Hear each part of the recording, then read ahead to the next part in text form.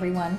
I've been reading so much lately about the importance of gardening as we try and get our children excited about eating fruits and vegetables. So I invited master gardener Rita Bottini to join us today, and I wanted to ask her, Rita, did you plant plants like this with your children when they were growing up? Yes, I did. And did you find that it made them more willing to try these different foods? I do believe it did, and I also worked with lots of school children. We grew our own salads, and many of the children that I worked with over the years participated in eating their first salad from the school garden. Oh, nice. Is it difficult to grow something like this? No, it's very easy. There are lots of seeds out there on the market that pretty much give gardeners all the information that they would need to grow a specific plant. Will you show us how I would plant something like that? Because that smells so good. It makes me want to cook a nice pasta dish.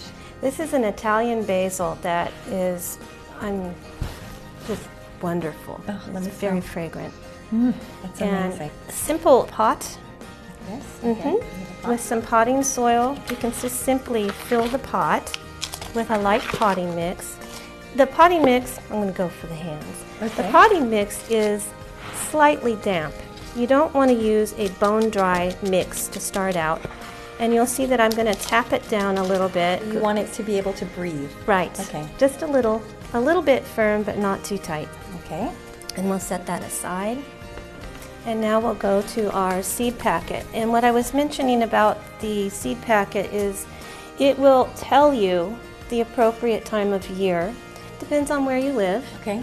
Basil is an annual warm season plant, so it wants to be out in the garden in the summer. Okay. But we can grow this inside under bright, warm conditions in our homes on the windowsill. Okay. Do I need some too, or do you have enough? I have enough for both of us. And if you look at these seeds, they're very small.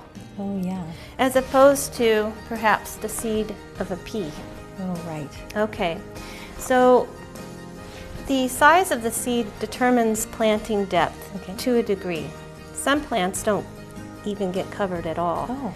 This pea seed would go 1/2 inch to 1 inch deep. So this would be a very easy seed to plant with a small child. But the basil seed is going to be covered about 1/4 inch deep. So very shallow, right? Very shallow. Okay. Okay, so what I do is I usually take a little pinch of seeds. So we'll just kind of sprinkle those with a little bit of distance between them.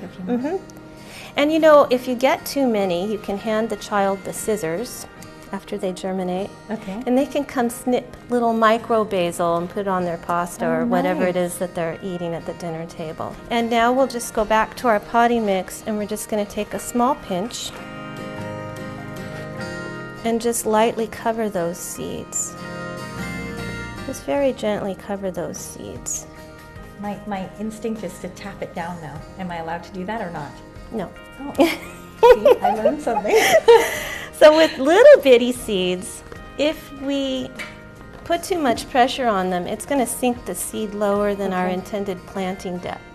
So I have a tag. Thank you. It notes that it's basil and what variety and the date. Now back to the seed packet. When we look at the seed packet again, it has information as to how long we should expect the seed to stay in the soil and then germinate. So this seed should come up in 5 to 10 days, which is why we want to note the date. Okay. What about watering? Do we have to water it? We do. So now we've planted. You could use just a simple spray bottle, and you would water this really gently, making sure that you have thoroughly moistened this. Okay. So aftercare of the plant is very important. Okay, so this, especially for the very tiny seeds, like we just planted, if you're a very busy person and you put this on your counter and the sun is shining in the window and you go away, what's going to happen? It'll dry out. It'll dry out.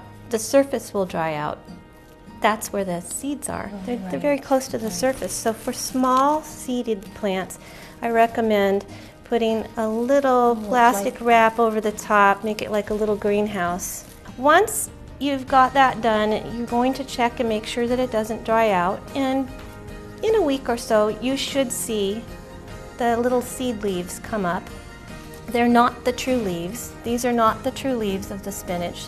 The true leaves are just beginning to emerge down here in the middle. Once you see your seed has germinated, you must remove the plastic wrap. Okay. Otherwise, they'll rot.